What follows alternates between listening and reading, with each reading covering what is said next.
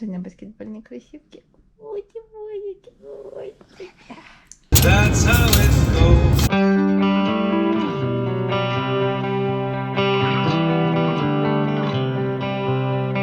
Hello ladies and gentlemen, this is your Ukrainian guide Elena and I'm talking to you from Jacksonville, Florida.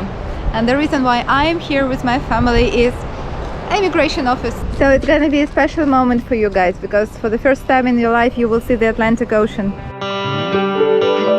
We are a family of 5 people, 2 adults and 3 children. The first 8 months of the war I stayed in Kiev with children while my husband, he was in the Ukrainian army. In October he was demobilized and we decided to come to the United States through the program Uniting for Ukraine. We arrived on the 10th of November. Our host family is living in the middle of Georgia in a small town. Wow! Wow! Wow! This video will probably be useful to those of you who are Americans and you want to host or you are already hosting a Ukrainian family. It's pretty, isn't it? It is powerful.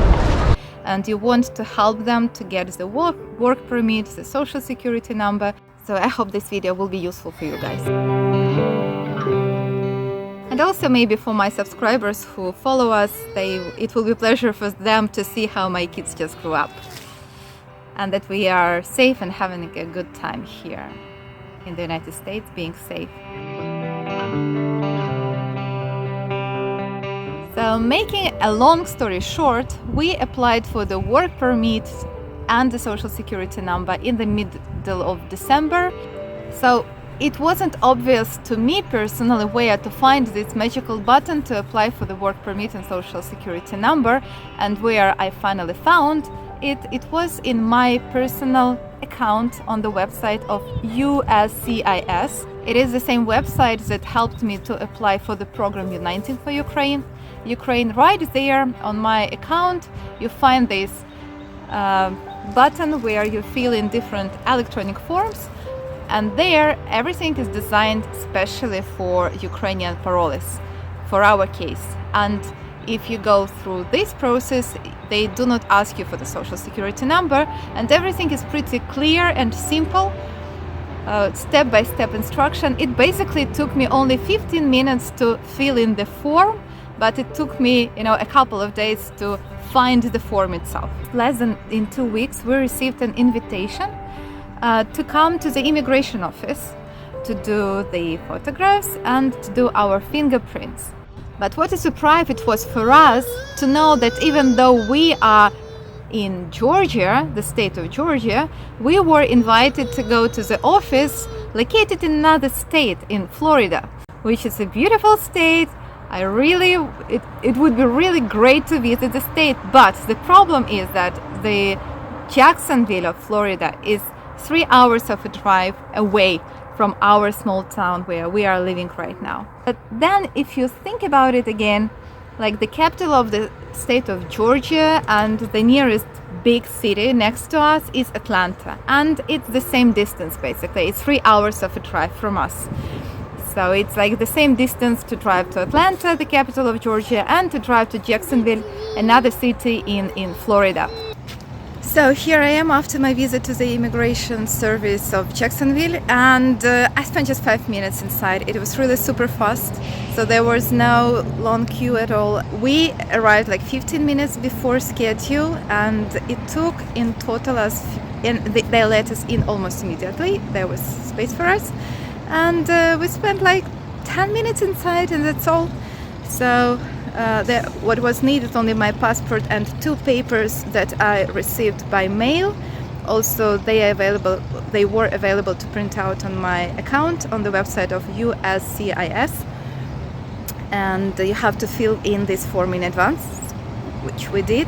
Then when you go inside, there is like a normal security check, just like before the airport. They just make sure you don't have any knives, ropes, explosives, whatever with you.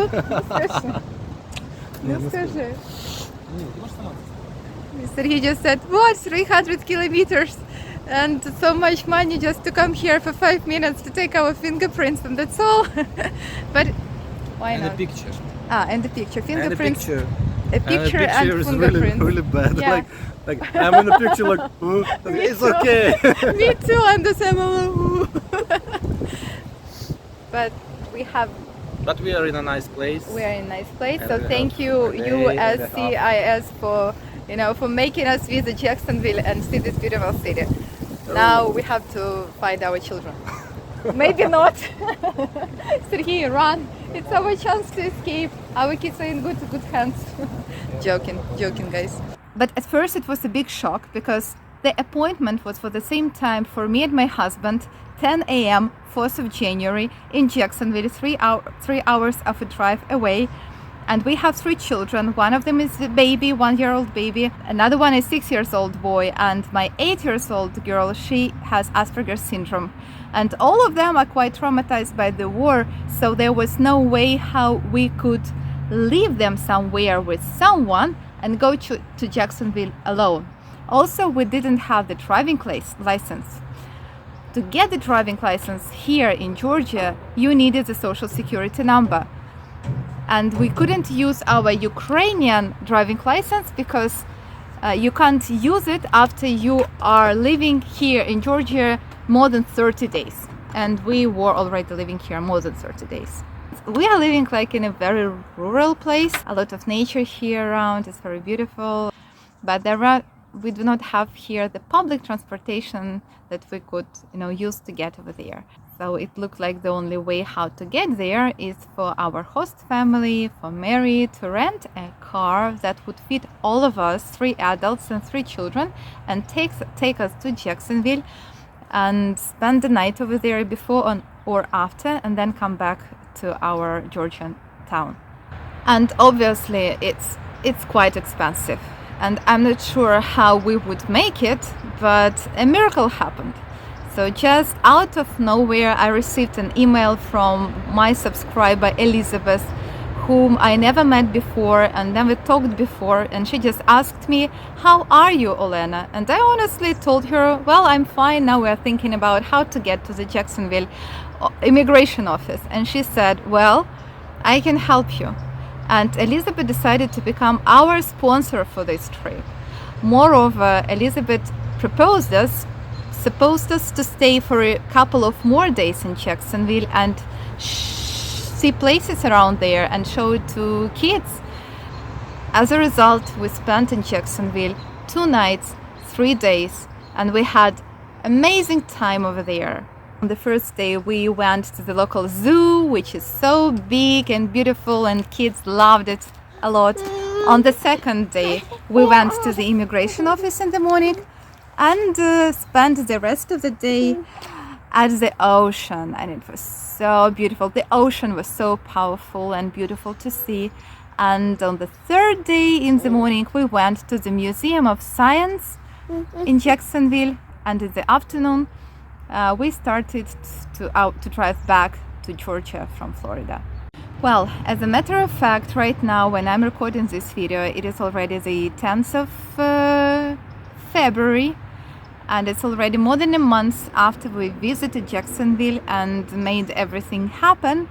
But since the 4th of January, the status of our case in our personal account on the website is that it is being under active review and nothing more is needed for us to do, just to wait.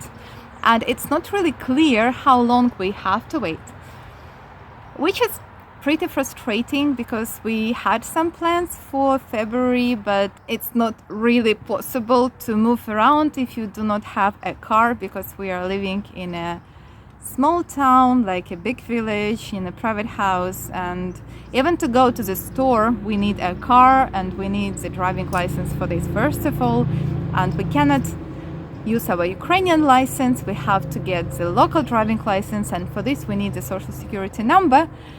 And now I will describe you my personal case. I will share with you my personal experience and maybe it will help someone. When I was Googling this information, I had the impression that you cannot just come to the social security office and say, "Hey, I need a number." And what I read on the website about the program Uniting for Ukraine, on the official website, in the frequently asked questions, it was written that we do not even need the social security number that we are not eligible for it. But guess what happened to us today? Today we decided, well, let's just check it and go to the local security office and ask a question. For how long do we need to wait for it? It took us only 10-15 minutes. They took copies of my passport. They took copy of my travel authorization with my humanitarian parole, and they printed out my I-94 form. And that's all. And I filled in a little paper with very simple questions like your name, surname, place of birth, dates of birth, surnames of your mother, father. And that's pretty everything they wanted to know. And then they said, okay, in about 2 weeks, you will get the social security number. And I'm like, really? So we could come here 2 months ago and get the social security number? So I do not have it yet. We just applied for it today. We are supposed to get it in 2 weeks. So we'll see what happens. Looks like we will get it. Again, I'm not sure what would happen if we came in December for this number. Maybe in December they would have told us, not, you will not get social security number, you are not eligible for this. Or maybe I would already have the social security number and we could already drive to our friends in Florida, our friend who is waiting for us over there. I don't know. So this is our personal experience that we get, and we are residing in Georgia, and I suppose that the rules and cases are very different from state to state. Thank you for your attention, ladies and gentlemen. Goodbye. Say bye-bye. Bye-bye.